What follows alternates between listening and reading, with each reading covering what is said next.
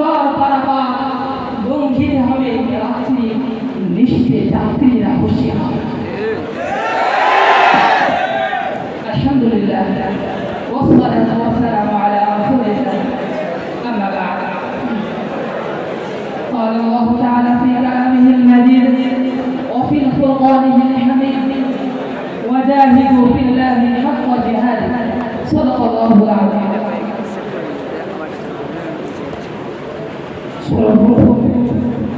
আজকে সভা স্বনামধন্য সঞ্চালক মহোদয় সহ সামনে ভূমিষ্ঠ জিহাদি চেতনায় উদ্ভাসিত সকল শ্রোতা মণ্ডলীকে আন্তরিক অভিনন্দন জানাচ্ছি।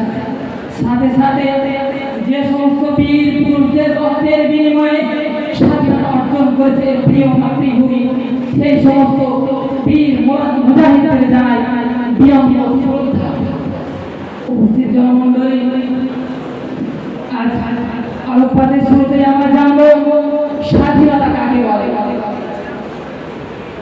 প্রিয় উপস্থিতি, স্বাধীনতা বলা হয় সমাজের বুক থেকে যাবতীয় অসাম্য, অনাচার, অবিচার, অত্যাচার, যাবতীয় অসাম্য অনাচারকে চিরতরে উৎখাত করে প্রতিটি স্তরের মানুষকে যথাযোগ্য অধিকার আদায় করাই হলো প্রকৃত স্বাধীনতা। কিন্তু সাম্রাজ্যবাদী ব্রিটিশ সরকার ভারতীয়দের সেই স্বাধীনতাকে হরণ করেছিল, ভারতীয়দেরকে সেই চির স্বাধীনতাকে লুণ্ঠিত করেছিল। উপস্থিত জনমণ্ডলী, সাম্রাজ্যবাদী ব্রিটিশ সরকার ইস্ট ইন্ডিয়া কোম্পানির ইস্যুতে ব্যবসার অনুমতি নিয়ে ভারতবর্ষে প্রবেশ করেছিল, কিন্তু তাদের প্রকৃত উদ্দেশ্য ব্যবসা ছিল না, বরং ভারতকে ছড়ে বড়ে কৌশলে তারা লুণ্ঠিত হচ্ছিল। একটা পর্যায়ে তারা ভারতকে হস্তগত করতে করতে 1757 খ্রিস্টাব্দে 23শে জুন পলাশীর যুদ্ধে নবাব সিরাজউদ্দৌলাকে পরাজিত করে ভারতবর্ষের মক্কেলে আরোহণ করে। তখন থেকে চালু করে ভারতবর্ষের মানুষদের প্রতি অত্যাচার, অবিচার, অন্যায়, অসাম্য এবং নিপীড়ন, নির্যাতন। তাদের অত্যাচারের সীমা রুলারের পৃষ্ঠ ভারতবাসীদের আত্মচিৎকার আর বুক ফাটা কান্নার আওয়াজে আকাশ বাতাস কেঁপে উঠেছিল, স্তব্ধ হয়ে গিয়েছিল প্রকৃতির সবকিছু। সমুদ্রের উত্তাল তরঙ্গের ঢেউ শান্ত হয়ে গিয়েছিল। ঠিক তখনই চালু হয় তাদের বিরুদ্ধে রক্তক্ষয়ী সংগ্রাম, তাদের বিরুদ্ধে আপোষহীন সংগ্রাম। ঠিক তখনই চালু হয়। কেননা পৃথিবীর সূচনা লগ্ন থেকে অত্যাধিক পৃথিবীর যে প্রান্তে যখনই বাতিল শক্তি মাথা চাড়া দিয়ে উঠেছে, তখনই বাতিলকে পৃথিবীর জমিন থেকে চিরতরে উৎখাত করতে অগ্রণী ভূমিকা পালন করেছেন তৎকালীন ইসলামের কেরামগণ, তৎকালীন নবীজির প্রকৃত উত্তরসূরিগণ। তেমনিভাবে যখন ভারতীয় উপমহাদেশের জমিনে সাম্রাজ্যবাদী স্বৈরাচারী অপশাসক ব্রিটিশ সরকারের অপশাসন বাতিলের চূড়ান্ত রূপ ধারণ করেছিল, তখন তাদেরকে এই উপমহাদেশ থেকে চিরতরে বিতাড়ন করতে, চিরতরে উৎসাহ করতে খড়গহস্তে জিহাদের ময়দানে ঝাঁপিয়ে পড়েছিলেন আমাদের আগামী ভারতীয়গণ। নিজেদের মূল্যবান জীবনটুকু তাদের বন্দুক আমাদের সামনে জিতিয়ে দিয়েছিলেন, নিজেদের জানের পরোয়া করেনি, নিজেদের মানের পরোয়া করেননি। তারা দিয়েছিলেন এদেশের আজাদী, এদেশের স্বাধীনতা। জনমণ্ডলী, তাই তো দেখা গিয়েছে তৎকালীন সময়ে ইংরেজ ছেড়া আন্দোলন, ব্রিটিশ বিরোধী আন্দোলন, বালকোট আন্দোলন, রেস্কি রোমান আন্দোলনের মতো শক্তিশালী মজবুত কয়েকটি আন্দোলন তাদের বিরুদ্ধে গড়ে তুলেছিলেন। তাদের বিরুদ্ধে বীর বিক্রমের ন্যায়, বীরের ন্যায় নির্ভীকভাবে সংগ্রামের ময়দানে ঝাঁপিয়ে পড়েছিলেন হোসেন আহমদ মাদানী, খয়বাবাদী, কাসেম নানতুরি, মাওলানা ওবায়দুল্লাহ সিদ্দিকী, মাওলানা আশফাকুল্লাহ, মাওলানা শওকত আলী, মোহাম্মদ আলীর মতো রসুলের প্রকৃত দুশমন। এদেশকে আজাদি করতে, এদেশকে স্বাধীন করতে, পরাধীনতার জ্ঞানী থেকে এদেশকে মুক্ত করতে কখনো তারা নিজেদের জীবনকে বিলীন করে দিয়েছে, কখনো তারা হয়েছে নির্যাতিত, নিপীড়িত, লাঞ্ছিত বঞ্চিত, কখনো তাদের হাতে কারাবন্দিত্ব গ্রহণ করেছে, কখনো তারা পান করেছে শাহাদাতের অমিয় সুধা। কিন্তু কিন্তু তারা এই স্বাধীনতা সংগ্রামের চেতনা থেকে এক বিন্দু পিছু হটেনি, এক বিন্দু সংগ্রাম থেকে তারা পিছু হটেনি। এটাই ছিল তাদের নীতি, এটাই ছিল তাদের মন মানসিকতা।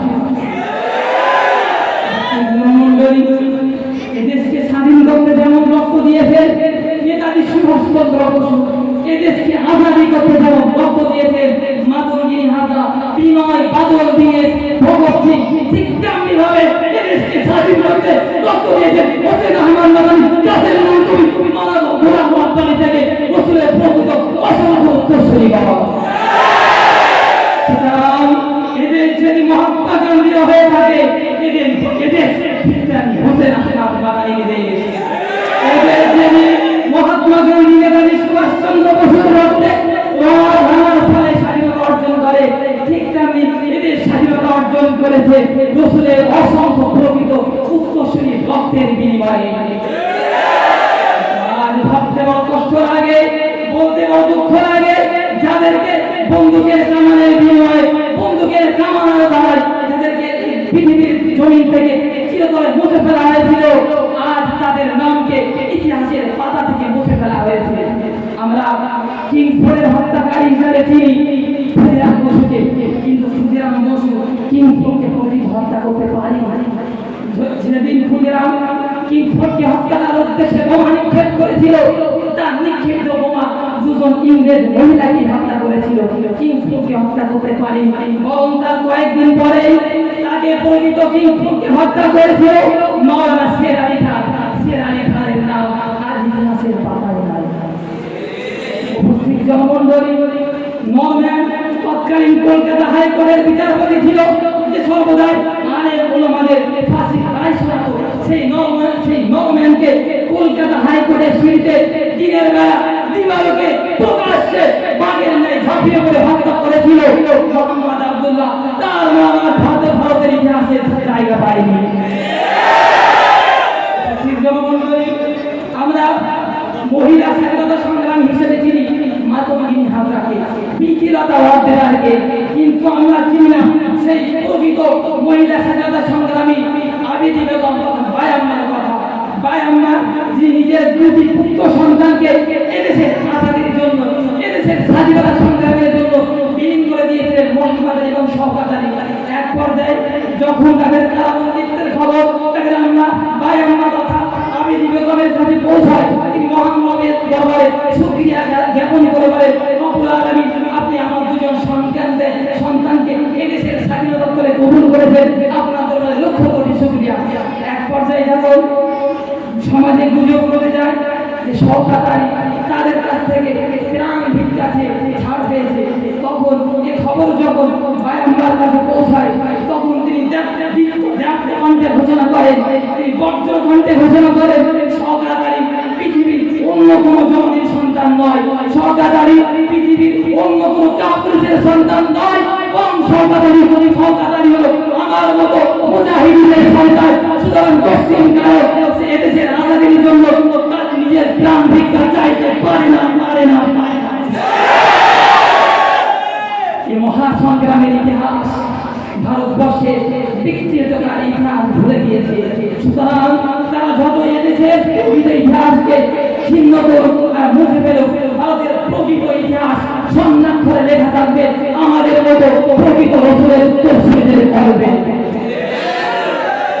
জনমণ্ডলী, এই পর্যায়ে আজ ভারতবর্ষের ৭৮তম স্বাধীনতা দিবস, ৭৭ বছর পরেও ভারতবর্ষ প্রকৃত স্বাধীনতার স্বাদ চাকতে পারেনি, ভারতবর্ষ গ্রহণ করতে পারেনি প্রকৃত স্বাধীনতার স্বাদ। আজ ভারতবর্ষের ভাগ্য ভবনে এক টুকরো কালো মেঘ দেখা দিয়েছে। আজ ভারতবর্ষের প্রতিটি স্তরের মানুষ স্বাধীনতার নামে পরাধীনতার জিনজিরা মধ্য আছে। কখনো মুসলিম বিভাগ, কখনো মুসলমানদের জয় শ্রীরাম বলতে বাধ্য করা হচ্ছে, মুসলমানদের পোশাকের অধিকার হরণ করে হিজাবকে নিষিদ্ধ করা হচ্ছে, কখনো নিজেদের বেসরকারি মাদ্রাসাগুলোকে সরকারি করণের নামে পরাধীনতার জিনজিরে আমাদেরকে আবদ্ধ করা হচ্ছে। আজ এমনকি এই পেশ করা হয়েছে। আজ আমাদের হাতে ঘুরতে থাকা মুঠোফোন তথা অ্যান্ড্রয়েড ফোনের অধিকার স্বাধীনতা আমাদের হাতে নেই। নতুন প্রস্তাব পাশ করেছে যদি কোনো নাগরিক তার এক্স হ্যান্ডেল তথা ফেসবুক, টুইটার, ইনস্টাগ্রাম এমনকি যাবতীয় এক্স হ্যান্ডেলে যদি কোনো প্রকার সরকার বিরোধী পোস্ট করে তাহলে তাকে কারাবন্দিত্ব গ্রহণ করতে হবে। এ অধিকার বর্তমান সরকারকে জবাব দিতে হবে। প্রত্যেকটি মানুষের অধিকার সংবিধানে লেখা আছে। প্রত্যেকটি মানুষ নিজস্ব স্বাধীনতায় নিজস্ব মত ইচ্ছায় এই দেশে বিরাজ করবে, কারো কোনো হস্তক্ষেপ করার অধিকার দেয়নি। তৌহিদি জনতাকে আবার জাগ্রত হতে হবে, ঘুমিয়ে থাকার সময় আর নেই। তৌহিদি জনতাকে পুনরায় জাগ্রত হতে হবে। তাহলে যদি সেরকম পরিস্থিতি তৈরি হয় আবার একটা রক্তক্ষরণ করে এদেশের আজাদিকে আমরা পুনরায় আনবো না। আবার আমরা এদেশের মাটিকে রক্তাক্ত করবো। তার সত্ত্বেও এদেশের আজাদিকে এদেশের স্বাধীনতাকে আমরা বিক্রি হতে দেবো না কোনো সেই ব্রিটিশদের জাদুঘর দালালদের কাছে। তাই তো আমার বক্তৃতার পরিশেষে বারবার বলতে ইচ্ছে করছে, জন্মেছি সাথে নিয়ে জিহাদি পরোয়ানা, জন্মেছি সাথে নিয়ে জিহাদি পরোয়ানা, জীবন যুদ্ধে জয়ী হলো এটাই মনের বাসনা। আল্লাহ